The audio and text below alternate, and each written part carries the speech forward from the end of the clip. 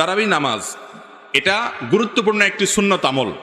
রমাদান মাসে যদি কেউ তারাবি নামাজ পড়ে, নবী করিম সাল্লাল্লাহু আলাইহি ওয়াসাল্লাম বলেছেন, মান কামা রমাদানা ঈমানান ওয়া ইহতিসাবা গুফিরা লাহু মা তাকাদ্দামা মিন যামবি। যে ব্যক্তি রমজানে রাতের বেলা দাঁড়িয়ে তারাবি নামাজ আদায় করবে, তার পেছনের সমস্ত গুনাহ খাতা আল্লাহ তাআলা মাফ করে দিবেন। অতএব তারাবি নামাজ পড়তে চেষ্টা করা উচিত। কিন্তু কোনো কারণে যদি কেউ তারাবি নামাজ না পড়েন, তার কারণে তার রোজা হবে না, এমন কোনো কথা পৃথিবীর কোনো আলেম কোনো ফকি বলেন নাই। অতএব যদি কেউ তারাবি পড়তে নাও পারেন, রোজা তাকে অবশ্যই রাখতে হবে। তারাবি মিস হলে গুনাহ হবে না, বড় গুনাহ কবিরা গুনাহ হবে না, কিন্তু রমজানের রোজা মিস হলে কবিরা গুনাহ হবে। অতএব তারাবি নামাজ এটা আমাদের আদায় করা উচিত। এটা যদি ছুটে যায় কোনো কারণে, হঠাৎ কোনো একদিন একা একা পড়ে নেব, আর যদি অসুস্থতার কারণে শরীর খারাপ লাগে পড়লামই না, একদিন বাদ দিলাম হঠাৎ করে, তাহলে ইনশাআল্লাহ বড় কোনো গুনাহ হবে না। বা কিন্তু অলসতা করে যদি আমি বাদ দেই, তাহলে সেটা অবশ্যই ক্ষতির কারণ।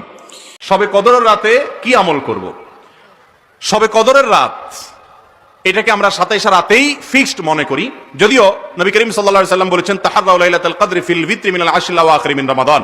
রমজানের শেষ 10টি রাতের মধ্যে বেজোড় রাতগুলোতে তোমরা শবে কদর তালাশ করো। বাংলাদেশে যখন বেজোড় রাত, সৌদি আরবে তখন জোড় রাত হতে পারে, তাতে কোনো অসুবিধা নেই। সেখানকার মানুষের যখন বেজোড় রাত হবে, তখন তাদের শবে কদর হবে, আমাদেরটা আমাদের অনুযায়ী হবে। শবে কদরে যে আমলটির কথা নবী করিম সাল্লাল্লাহু আলাইহি সাল্লাম শিক্ষা দিয়েছেন, সেটি হলো আম্মা জান আয়েশা রাদিয়াল্লাহু তাআলাকে তিনি একটা দোয়া শিক্ষা দিয়েছেন। দোয়াটা হলো, আল্লাহুম্মা ইন্নাকা আফুউন তুহিব্বুল আফওয়া ফাআফু আননি। আল্লাহ, আপনি ক্ষমাশীল, আপনি ক্ষমা করতে ভালোবাসেন, অতএব আমাকে আপনি ক্ষমা করে দিন। এছাড়া শবে কদরে আপনি নামাজ পড়বেন, দোয়া করবেন, কোরআন তেলাওয়াত করবেন, জিকির আজকার করবেন, তাসবিহ তাহলিল করবেন, রাত জেগে থাকবেন, আল্লাহর কাছে কান্নাকাটি করবেন, এই কাজগুলো আপনি করবেন। জিন চালান ধারণ দিয়ে বা জিনের সাহায্য নিয়ে বিভিন্ন কবিরাজ, অনেক মসজিদের ইমাম সাহেব যে চিকিৎসা করেন, সেটা ইসলামে জায়েজ আছে কি? কালো জাদুতে আক্রান্ত হলে শরীয় ভিত্তিক চিকিৎসার পদ্ধতি কি, দয়া করে জানানো করতে হবে। দেখুন, ব্ল্যাক ম্যাজিক এবং কালো জাদুতে আক্রান্ত হলে তার সবচেয়ে বড় ট্রিটমেন্ট হলো সূরা ফালাক, সূরা নাস। সূরা ফালাক, সূরা নাস।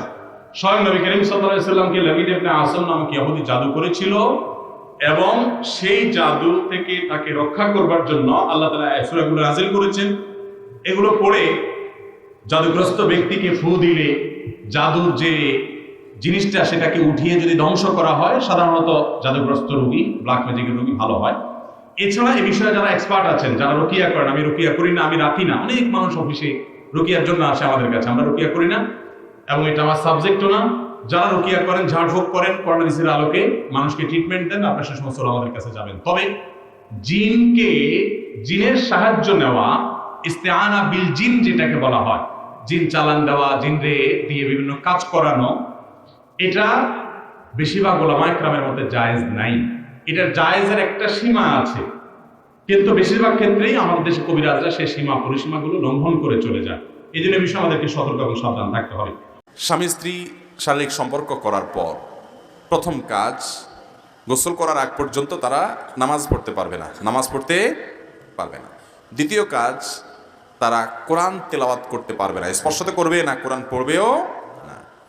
তৃতীয় কাজ হলো তওয়াফ করতে পারবে না, মসজিদে প্রবেশ করতে পারবে না। এছাড়া গৃহস্থলিক কাজকামগুলো করতে পারবে, তবে উত্তম হলো যত দ্রুত সম্ভব গোসল করে তারপরে করা। কিন্তু গোসল ফরজ অবস্থা গোসল না করে এগুলো করলেও করতে পারবে, কিন্তু সেক্ষেত্রে ওযু করে নিয়ে তারপরে এগুলো করলে সেটা উত্তম এবং সুন্নাহ, নবী সাল্লাল্লাহু আলাইহি ওয়াসাল্লামের সুন্নাহ দ্বারা সেটি প্রমাণিত।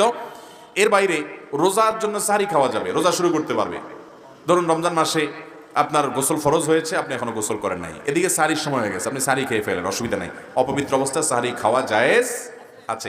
ওযু ছাড়া কোরআন শরীফ ধরা যাবে কিনা? ভাইয়ের আমার, মুয়াত্তা মালিক, ইবনে হিব্বান এবং বাইহাকিতে একটি হাদিস বর্ণিত হয়েছে নবী সাল্লাল্লাহু আলাইহি ওয়াসাল্লামের। সেটা হলো, তিনি বলেছেন, লা ইয়ামাসুল কোরআন ইল্লা তাহির, পবিত্র ব্যক্তি ছাড়া কেউ কোরআন স্পর্শ করবে না। এজন্য জমহুর উলামা ইকরাম, প্রায় সকল আইম্মায়ে আরবাআ, 4 ইমাম এবং অন্য প্রায় ইমামগণ পৃথিবীর একমত যে বিনা ওযুতে কোরআন স্পর্শ করা যাবে না। আমাদের দেশে মুনকারে হাদিসদের একটা উৎপাত চলতেছে। কত রোগের ওষুধ দেব আমরা? মুনকারে হাদিস, যারা হাদিস অস্বীকার করে, এদের একটা বক্তব্য হলো, তারা বলে যে কোরআন ধরতে ওযু লাগে না। কোরআন ধরতে ওযু, শুধু ওযু লাগে না, কোরআন তেলাওয়াতের শুরুতে আল্লাহ আউযুবিল্লাহ পড়তে বলছেন, কারণ কোরআন থেকে মানুষ মিসগাইডেড হয়ে বিপদগামীও হতে পারে, সেটা যেন না হয় সেজন্য তাকে আউযুবিল্লাহ পড়তে হয়। ওযু করে কোরআন স্পর্শ করতে হয়। মুখস্থ তেলাওয়াত অবশ্য ওযু ছাড়াও করা যায়, যদি ওযু করে করতে পারলে উত্তম। বাসার পাশে মসজিদ থাকা সত্ত্বেও পুরুষ মানুষ বাড়িতে নামাজ পড়ে, এখন করণীয় কি? দেখতে হবে এটা পুরুষ কিনা। কারণ পুরুষ হইয়া যদি বাড়িতে নামাজ পড়ে মসজিদে না যায়, তাহলে তার পুরুষত্ব নিয়ে সন্দেহ করার সুযোগ আছে। আমি আর ওই শব্দ উচ্চারণ করলাম না যেটা আপনারা করতে চাচ্ছেন, না, ওই শব্দের মার্কেটিং আমরা করবো না। আমার যাই হোক, যেটা বলছি যে একটা হাদিস আছে যেটা সনদি মুহাদ্দিসরা কেউ আপত্তি করেছেন, যদিও লা সালাতা লিজারিল মসজিদ ইল্লা ফিল মসজিদ, মসজিদের আওয়াজ শোনা যায় সেটা পর্যন্ত মসজিদের প্রতিবেশী বলা হয়। তার জন্য মসজিদে এসে নামাজ না পড়লে, বাসায় নামাজ পড়লে তার নামাজ হবে না, মানে পূর্ণাঙ্গতা পাবে না। এটা না তামাম থাকবে, অপূর্ণাঙ্গ থাকবে।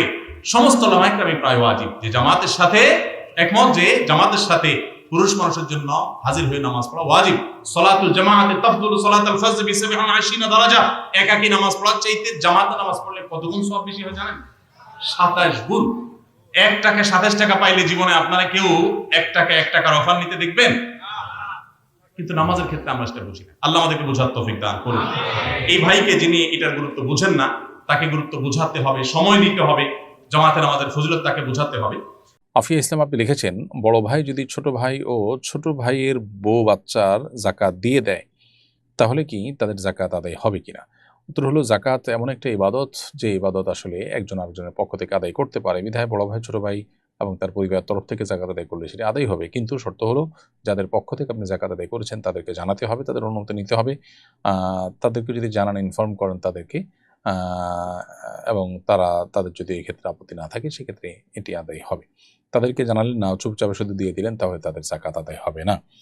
হুমায়রা আক্তার আপনি লিখেছেন, রাসূল আকরাম সাল্লাল্লাহু আলাইহি ওয়াসাল্লাম বলেছেন, সব উম্মত মাপ পাবে, তবে যারা পাপ প্রকাশ করে তারা নয়। বুখারী। তাহলে কি কেউ যদি প্রকাশ্যে পাপ করার পরও ইয়াকিন ও আন্তরিকতার সঙ্গে তওবা করে তবু সে ক্ষমা পাবে না? উত্তর হলো না, এটা ভুল। বরং এই হাদিসে যেটা বোঝানো হয়েছে সেটা হলো তওবা ছাড়া পরিস্থিতির কথা। অর্থাৎ হাদিসটির ভাষ্য হলো, কুল্লু উম্মতি মুআফিন ইল্লাল মুজাহিরুন। যারা প্রকাশ্যে পাপাচার করে এবং পাপাচার করে সেটা প্রকাশ করে বেড়ায়, এরা ছাড়া অন্যদেরকে আল্লাহ তাআলা মাফ করবেন, সাধারণ ক্ষমা তারা পড়বে।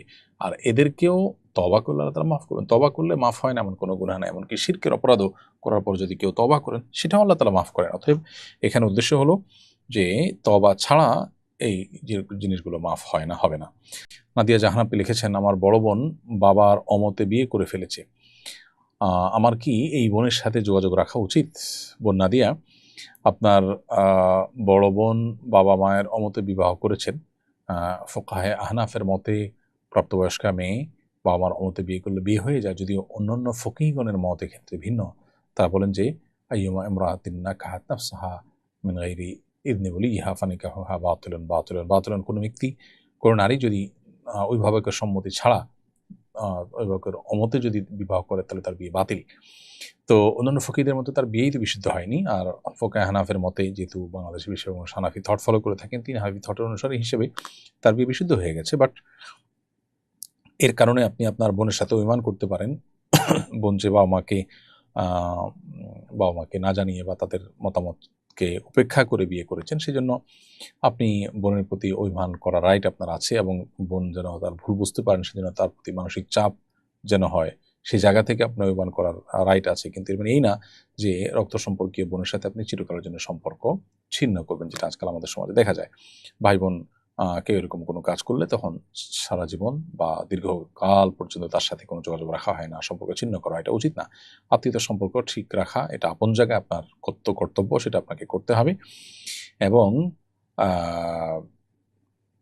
সেই সাথে এও সত্য যে আপনি তাকে অভিমানের মাধ্যমে যদি কোনো বার্তা দিতে চান, সেটা আপনি দিতে পারেন, কিন্তু সেটা খুবই লিমিটেড বা সীমিত সময়ের জন্য।